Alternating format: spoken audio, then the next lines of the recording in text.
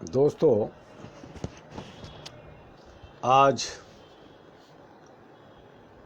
22 अक्टूबर महामारी जो कोरोना कोविड-19 का जहां से शुरू हुआ था, लोगों को उम्मीद थी कि ये अब ख़त्म हो जाएगा, लेकिन पूरे भारत में बहुत तेज़ी से और फैल रहा है। हम सबको सावधान रहने की ज़रूरत है। मैं भी कोरोना का ग्रसित भुक्तभोगी रहा हूँ। टाइफाइड और निमोनिया से अभी भी मैं ग्रसित हूँ, लेकिन अपने को हिम्मत और सही रखरखाव की वजह से अहरा और एनपी के कार्यालय को कभी बंद नहीं किया। अपने कामों को हमेशा फर्ज समझकर उसे अंजाम देने की कोशिश की। आज 22 अक्टूबर का जो शुभ विचार है वो ये है कि you are you, therefore enjoy being your real self। तो दोस्तों, बिहार का, मध्य प्रदेश का और उत्तर प्रदेश का चुनाव की गहमा गहमी, लोकतंत्र एक मजाक, एक माहौल, इलेक्शन कमीशन चिट्ठी दे रहे हैं, नोटिस दे रहे हैं। एक्शन किस पे होगा? जो छोटे वंचित और शोषित लोग हैं, जो इंडिपेंडेंट हैं, जो छोटी पार्टियां हैं। बड़ी पार्टियां अरबों खरबों रुपया खर्च कर रही है, इलेक्शन कमीशन को नहीं दिखता। बड़ी पार्टियां सत्ता पक्ष जनता की पैसा, टैक्स का पैसा अरबों खरबों खर्च कर रही है, क्या इलेक्शन कमीशन को नहीं दिखता? इलेक्शन कमीशन दाल में काला है मेरे दोस्त। ये सब चट्टे वट्टे लोग लोकतंत्र को मुट्ठी में, जेब में रखा है। वंचित, शोषित, मैं मूल निवासी, मैं ये, मैं वो, आप बोलते रहिए, मीटिंग करते रहिए। मलाई तो वही खाएंगे जो सदियों से आपको शोषित और दबाते रहे। बिहार का इलेक्शन कोरोना के दौर में किया जा रहा, वहां लाखों की भीड़ हो रही है, कहीं कोरोना नहीं, और लोगों को डरा करके खाली सत्ता की मारामारी। और जो शोषित वंचित लोग हैं, जो समाज में एक बदलाव चाहते हैं, व्यवस्था में बदलाव चाहते हैं, वो भी बिक गए हैं।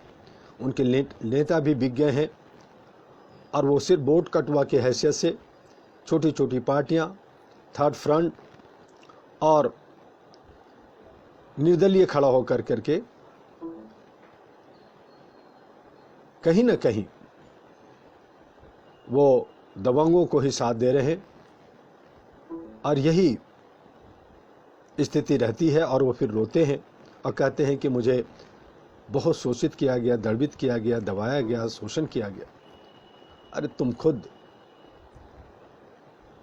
गलत लोग हो, तो मुझे जनता से कहना है कि ऐसे लोगों को पहचाने और उनको उनके पिछवाड़े पे ऐसे चोट लगाएं कि वो नेतागिरी करना भूल जाए।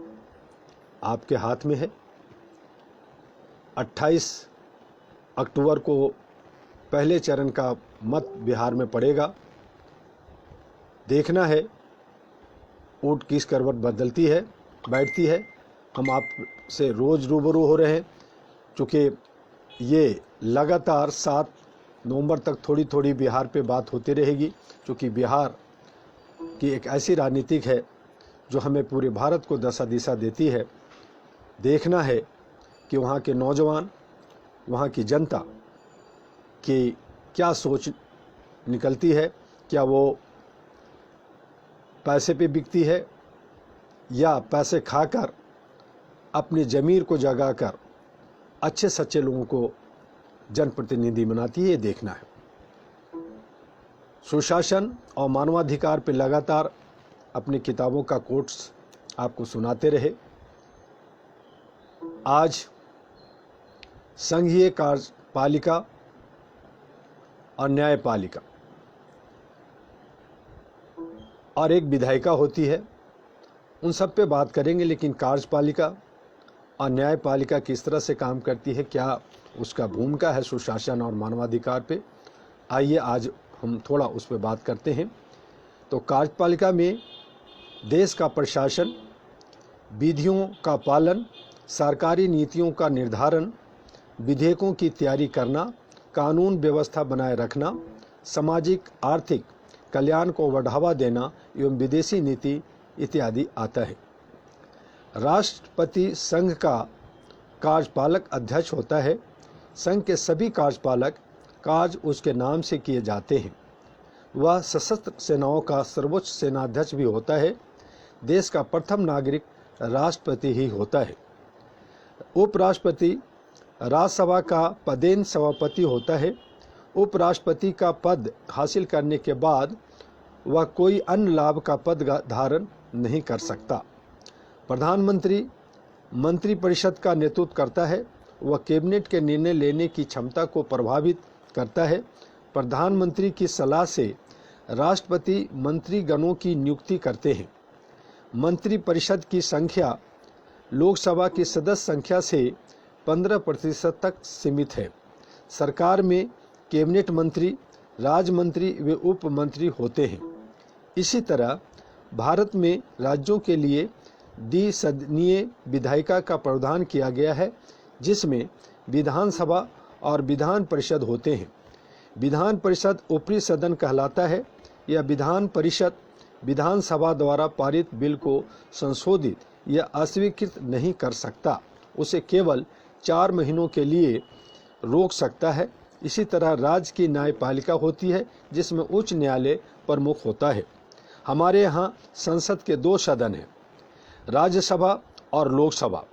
राज्यसभा राज्यों को संघीय स्तर पर प्रतिनिधित्व देने वाली सभा है, जिसका कार्य संघीय स्तर पर राजहितों का संरक्षण करना है। इसे संसद का दूसरा सदन कहते हैं। इस समय राज्यसभा की सदस्य संख्या 245 है। राज्यसभा के लिए सदस्य 6 वर्ष के लिए चुने जाते हैं। राज्यसभा के सदस्यों का चयन अनुपातिक प्रतिनिधित्व प्रणाली के द्वारा होता है। राज्यसभा के पास भी कुछ विशेष शक्तियां, ताकत हैं। राज्यसभा का गठन राज्य परिषद के रूप में संविधान के संघीय स्वरूप का प्रतिनिधित्व देने के लिए हुआ है। राज्यसभा के सदस्य मंत्रिपरिषद के सदस्य बन सकते हैं। राष्ट्रपति के निर्वाचन तथा महाभियोग तथा उपराष्ट्रपति के निर्वाचन में राज्यसभा का महत्व होता है। वर्तमान में लोकसभा के सदस्यों की संख्या 543 है। लोकसभा का कार्यकाल 5 वर्ष का होता है। मंत्रिपरिषद केवल लोकसभा के प्रति उत्तरदायी है। अविश्वास प्रस्ताव केवल लोकसभा में लाया जा सकता है। लोकसभा वित्त विधेयक पारित करने के लिए निर्णायक सदन है। स्पीकर लोकसभा का अध्यक्ष होता है।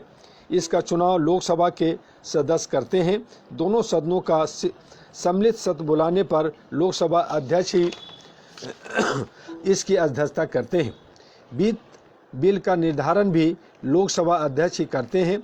हमारे देश में सर्वोच्च न्यायालय, उच्च न्यायालय तथा जिला न्यायालय की व्यवस्था है।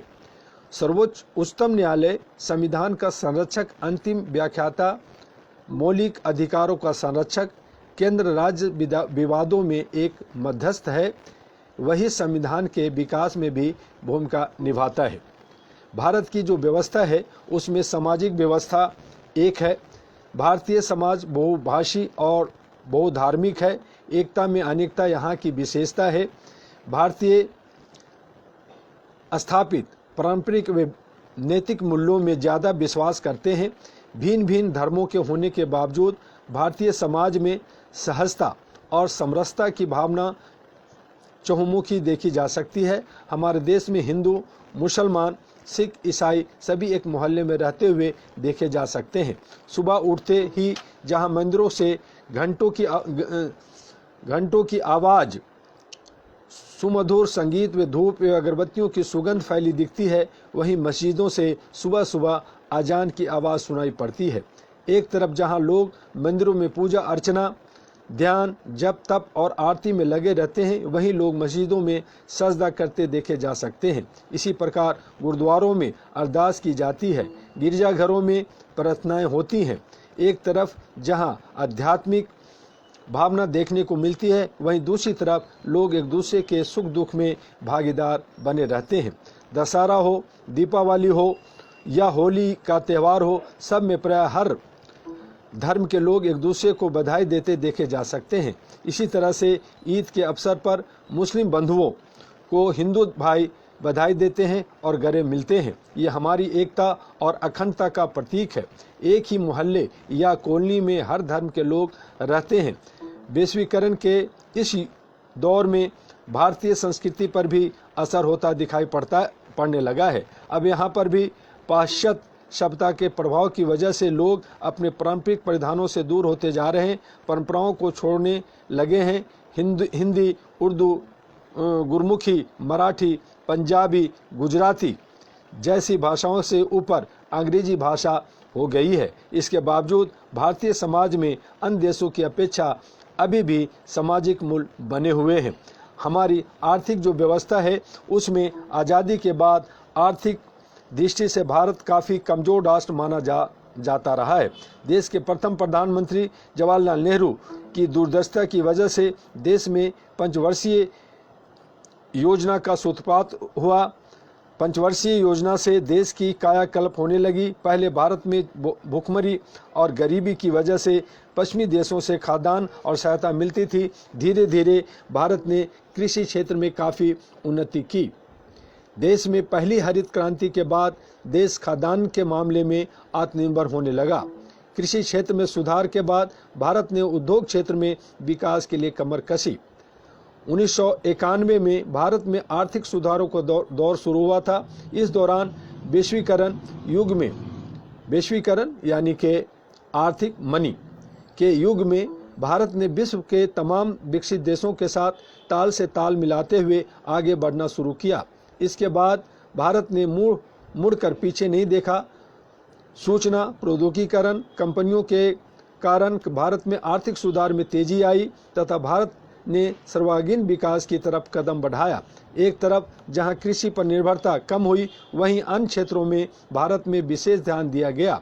लघु व मध्य वर्ग के उद्योगों ने भारत के गांवों से लेकर छोटे और बड़े शहरों तक पांव फैलाना शुरू किया और धीरे धीरे भारत के बड़े उद्योगों ने क्रांति करना शुरू किया। इसी दौर में भारत में कई उद्योगपतियों ने कई विदेशी कंपनियों को खरीदा। यह भारतीय अर्थव्यवस्था में आए अत्यधिक उछाल का संकेत है। इसी तरह से भारतवर्ष में गरीबी रेखा से नीचे रहने वाले लोगों की संख्या में कमी आई, प्रति व्यक्ति आय में वृद्धि हुई और धीरे धीरे भारतीय अर्थव्यवस्था विश्व की प्रमुख अर्थव्यवस्थाओं में शुमार हो गई। भारत के निर्यातों में कृषि उत्पाद के साथ साथ सॉफ्टवेयर सेवाएं, इंजीनियरिंग के सामान, कपड़ा, रत्न व उर्वरक शामिल हैं। वर्ष 2008 और 2009 में विश्व में आई आर्थिक तंगी के बावजूद भारतीय अर्थव्यवस्था पटरी पर बनी रही। तमाम झंझावटों को झेलने के बाद आज भी भारतीय अर्थव्यवस्था दुनिया की दूसरी सबसे तेजी से बढ़ने वाली अर्थव्यवस्था है। आज भारत की अर्थव्यवस्था पर पश्चिमी देशों में भी गहन चर्चा हो रही है। राजनीतिक व्यवस्था जो है वो भारत में बहुदलीय राजनीतिक व्यवस्था है। आज़ादी के बाद भारत ने लोकतांत्रिक प्रणाली को अंगीकार किया।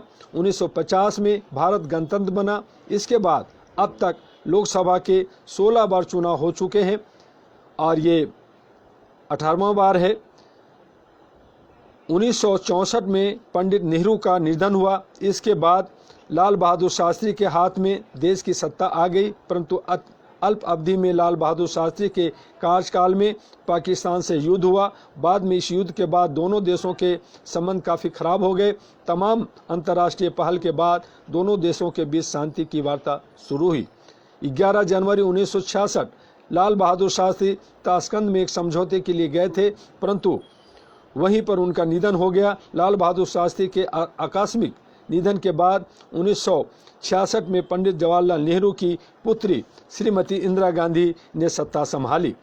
1967 में हुए चुनाव में इंडियन नेशनल कांग्रेस ने सत्ता संभाली। इसके बाद श्रीमती इंदिरा गांधी ने कई ऐसे फैसले लिए जिससे भारत के इतिहास में नया मोड़ आया। श्रीमती गांधी ने राजाओं का प्रीवर्स समाप्त किया तथा बैंकों का राष्ट्रीयकरण किया। इसके बाद श्रीमती इंदिरा गांधी ने पूर्वी पाकिस्तान से हो रहे शरणार्थियों के पलायन को लेकर कई बार पड़ोसी देशों को सचेत किया। अंततः श्रीमती गांधी ने एक कड़ा निर्णय लेते हुए मुक्त वाहिनी भेजकर पूर्वी पाकिस्तान को आज़ाद कराया। तत्पश्चात बांग्लादेश का जन्म हुआ। इस घटना के बाद श्रीमती गांधी को जहां कई तरह के दबाव झेलने पड़े, वहीं उन्हें अंतर्राष्ट्रीय ख्याति भी मिली। उसके बाद 1971 के लोकसभा चुनाव हुए। इस चुनाव में कांग्रेस ने 352 सीटें जीतकर फिर से सत्ता हासिल की। 1974 आते आते श्रीमती इंदिरा गांधी की लोकप्रियता घटने लगी। उनके खिलाफ जगह जगह प्रदर्शन होने लगे। अंत में 1974 में लोकनायक जयप्रकाश नारायण के नेतृत्व में संपूर्ण क्रांति आंदोलन छेड़ा गया, जिसमें देश के तमाम नेताओं ने भाग लिया। इसके सरकार पर दबाव बढ़ गया। इंदिरा गांधी ने 1975 में एक ऐसा कदम उठाया जिसे लोग आज भी सही नहीं मानते।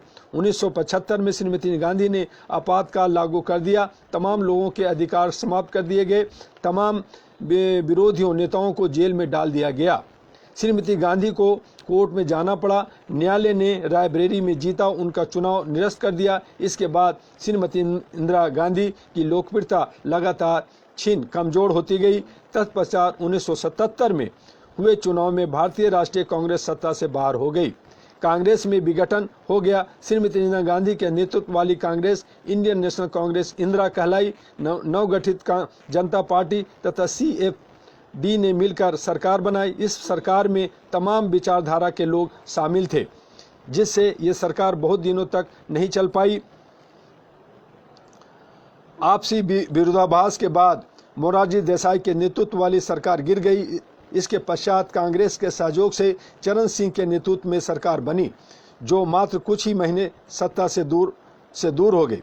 1980 में फिर से लोकसभा चुनाव हुआ। 1980 के लोकसभा चुनाव में कांग्रेस फिर से वापसी हुई। 1984 में श्रीमती गांधी की नृशंस हत्या हुई। इसके बाद हुए चुनाव में कांग्रेस ने सत्ता संभाली। 1989 में कांग्रेस फिर सत्ता से बाहर हो गई।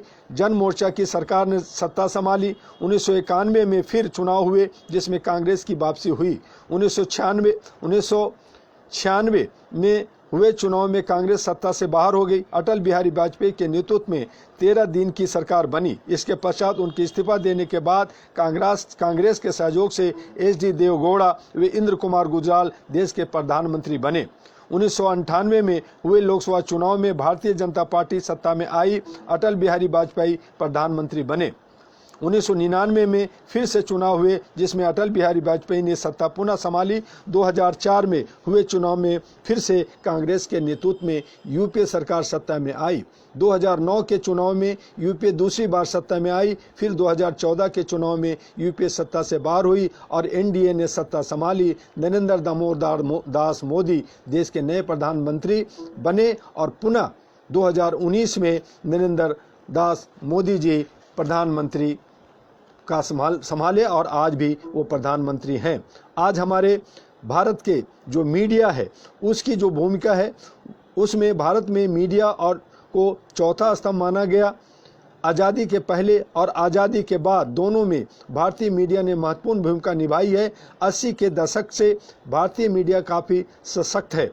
आज स्थिति यह है कि देश के हर क्षेत्र, जिले और कस्बों तक मीडिया का नेटवर्क बन गया है। पहले जब प्रिंट मीडिया ही सब कुछ हुआ करती थी, उस समय प्रिंट मीडिया की भूमिका काफ़ी सशक्त और प्रभावशाली रहती थी। आज प्रिंट मीडिया और इलेक्ट्रॉनिक मीडिया दोनों महत्वपूर्ण भूमिका निभा रहे हैं। विगत कुछ दशकों से भारतीय मीडिया ने कई महत्वपूर्ण काम किए हैं। भ्रष्टाचार, भाई भतीजावाद, जातिवाद और रूढ़ितावाद पर मीडिया ने काफ़ी फोकस किया है। यही वजह है कि मीडिया के दबाव के चलते काफ़ी बुराइयां समाप्त भी हुई है। बाल विवाह के साथ, महिलाओं के साथ अन्याय और उसके शोषण पर भारतीय मीडिया ने अतुलनीय कार्य किए हैं। इसी तरह से राजनीति के अपराधीकरण पर भी पहले मीडिया ने ही फोकस किया। संप्रदायवाद को लेकर मीडिया ने ही आंदोलन चलाया और आज भी उसका आंदोलन जारी है। मीडिया का महत्व कम करने के लिए कुछ सरकारों ने प्रयास भी किए, परंतु जनमत के आगे आज देश की विभिन्न राज्य सरकारों व केंद्र सरकारों की तमाम अनियमितताओं को मीडिया ने जन जन तक पहुंचाया। इससे सरकारों, जनप्रतिनिधियों की नीतियों व नीयत से जनता सचेत होने लगी है। संभवतः इसी का परिणाम है कि कई सरकारों को सत्तायुक्त होना पड़ा। भारतीय मीडिया की सराहना विश्व में भी की जाती है। कई बार मीडिया पर उंगलियां भी उठती है, पर जब सच्चाई सामने आती है तो सप्ताह मीडिया को क्लीन चिट मिल जाती है। देश में बढ़ते भ्रष्टाचार के खिलाफ मीडिया ने जिस तरह का अभियान चलाया है, उससे लगता है कि आगे आने वाले दिनों में भ्रष्टाचार को समाप्त करने में काफ़ी मदद मिलेगी। देश में सूचना का अधिकार कानून लाने में जहां कई स्वयंसेवी संगठनों, बुद्धिजीवियों व सरकारों का हाथ है, वहीं मीडिया ने भी इस मुद्दे पर महत्वपूर्ण भूमिका निभाई। विगत कई वर्षों से भारत में भ्रष्टाचार के खिलाफ कई बड़े आंदोलन हुए। विभिन्न आंदोलनों से लोकपाल बिल की मांग उठी और इस मांग को मीडिया ने काफ़ी शिद्दत से उठाया और जन जन तक पहुंचाया। इससे पूरा जनमानस भ्रष्टाचार के विरुद्ध खड़ा हो गया और लोकपाल बिल अंततः संसद से पास हुआ। इसी तरह से खाद्य सुरक्षा बिल, मनरेगा जैसी योजनाएं सरकार ने पास करके वाह वही लूटी, परंतु इसके लिए मीडिया ने भी अलग जगाने का काम किया। मनरेगा जैसी योजनाओं में हुई धांधलियों और खामियों को उजागर करने में मीडिया ने महत्वपूर्ण भूमिका निभाई है। इसी तरह से आम आदमी, शोषित, वंचितों, विकलांगों, बच्चों, महिलाओं, बुजुर्गों के बारे में भी समय समय पर मीडिया अपनी रिपोर्ट के माध्यम से सच्चाई दिखाने से नहीं चूकता। मीडिया की इसी सक्रियता से सरकारें भी सचेत हो गई है। भारत में मीडिया की भूमिका महत्वपूर्ण व उच्च दरों की मानी जाती है। मीडिया ने हर क्षेत्र में काम किया है, मगर मानवाधिकार एक ऐसा क्षेत्र है जहां पर मीडिया की भूमिका सीमित रही है। जिन मुद्दों को मीडिया उठाती है, उस मुद्दों पर जनमानस का दबाव बढ़ता है तो सरकार उस पर काम करना शुरू करती है। कई मसलों पर ऐसा देखने को मिला है। ऐसे में मीडिया तमाम क्षेत्रों में हो रही मानवाधिकारों के उल्लंघन के प्रति जनता में जागरूकता लाते हुए और उस पर बनाए गए कानूनों के माध्यम से तत्काल अमल करने के लिए सरकार पर दबाव डाले तो स्थिति काफ़ी बेहतर हो सकती है, ऐसा मेरा मानना है। इलेक्ट्रॉनिक मीडिया में प्रायः राजनीतिक खबरों की भरमार रहती है। इसके साथ साथ अपराध जगत से संबंधित खबरें व घटनाएं भी प्रमुखता से दिखाई जाती है। भ्रष्टाचार पर भी मीडिया का फोकस रहता है। अन्य तमाम क्षेत्रों में भी मीडिया ने अपनी पहुंच बेहतर बना ली है। यहाँ मीडिया मानवाधिकारों के बारे में यदि काम ठान ले कि हम देश के जन जन को मानवाधिकार से अवगत कराएंगे तथा सरकार का भी इस मसले पर तत्काल कार्रवाई करने को बात करेंगे तो स्थिति बहुत अच्छी हो सकती है। ऐसा नहीं है कि मीडिया ने मानवाधिकारों के उल्लंघन की खबरें नहीं दिखाई है। मीडिया ने मानवाधिकारों के उल्लंघन की खबरों को प्रमुखता से दिखाया और छापा है और उस पर बहस भी हुई है। पुलिस थानों में लोगों का उत्पीड़न, कहीं कहीं सैनिकों द्वारा की गई गलत कार्रवाई व प्रशासन के द्वारा लोगों के साथ किए गए अन्याय को मीडिया ने दिखाया है। चाहे वो जम्मू कश्मीर की घटना हो, मणिपुर की घटना हो, असम की घटना हो, उत्तर प्रदेश की घटना हो, महाराष्ट्र की हो, तमिलनाडु की हो, राजस्थान की हो या बिहार की हो, मीडिया ने महत्वपूर्ण रोल निभाया है। मेरे कहने का तात्पर्य है यही है कि मीडिया को मानवाधिकारों पर और फोकस करने की आवश्यकता है, जरूरत है। यदि मीडिया मानवाधिकारों पर अपना फोकस बढ़ाएगी तो ये आंदोलन और तेज होगा और शीघ्र ही लोगों में जागरूकता आ जाएगी। जब देश के हर कोने, हर जाति, हर समुदाय, हर संप्रदाय में मानवाधिकार के प्रति लोगों की जागरूकता बढ़ेगी तो तमाम समाज में तमाम तरह की विसंगतियां समाप्त होगी।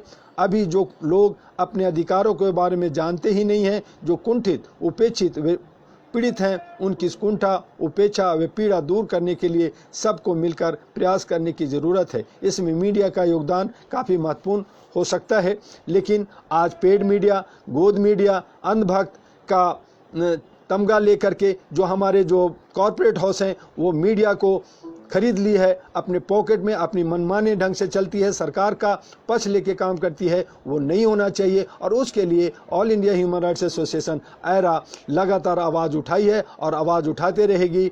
आज बस इतना ही, कल फिर हम मिलेंगे। परसों हमारा यूनाइटेड नेशन डे है।